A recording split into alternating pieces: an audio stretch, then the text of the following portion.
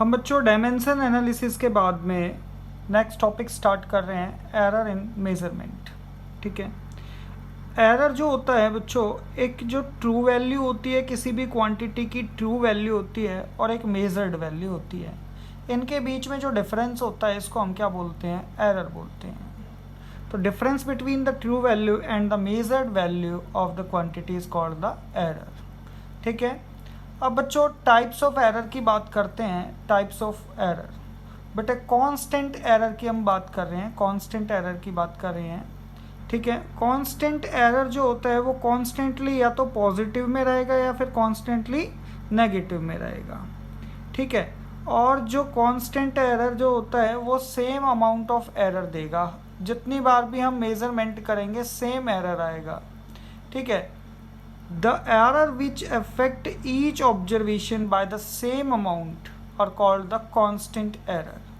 ठीक है बेटे, जो जैसे कि एग्जांपल मैं बताता हूँ, such errors are due to the faulty measuring instrument. जो फॉल्टी मेजरिंग इंस्ट्रूमेंट होते हैं, इंस्ट्रूमेंट की कमी से जो आ जाता है, जिसको हम क्या बोलते हैं? कांस्टेंट एरर बोलते हैं। सिस्टमेटिक एरर होता है, सिस्टमेटिक एरर जो एक सिस्टम की वजह से आता है, जो एक सिस्टम की वजह से आता है। ठीक है, अब जो सिस्टमेटिक एरर है वो कई टाइप के होते हैं आपके। इंस्ट्रूमेंटल एरर जो कि एक इंस्ट्रूमेंट की वजह से आता है। ठीक है, किसकी वजह से आएगा? इंस्ट्रूमेंट की वजह से आएगा।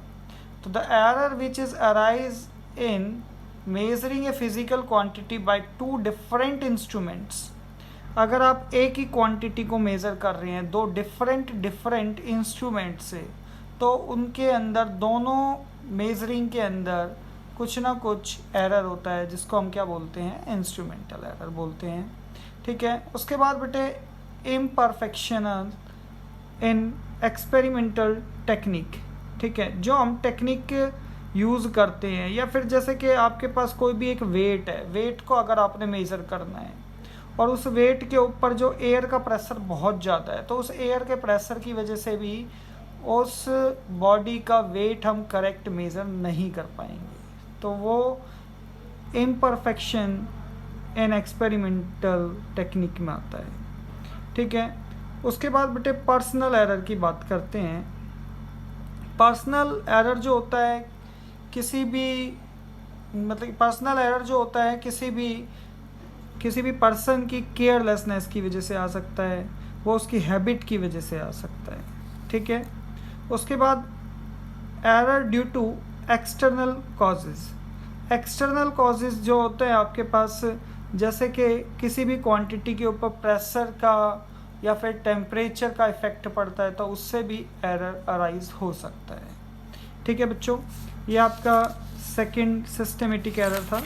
उसके बाद हम बात करने जा रहे हैं रैंडम एरर। रैंडम एरर कौन सा होता है? रैंडम एरर में जो चीज़ें होती हैं, क्वांटिटी होती हैं, उनके अंदर इरेगुलरिटी होती है। ठीक है, और इरेगुलरिटी की वजह से जो ऑब्जर्वर है वो करेक्ट ऑब्जर्वेशन नहीं कर पाता है, जिसकी वजह से रैंडम एरर अराइज होता है।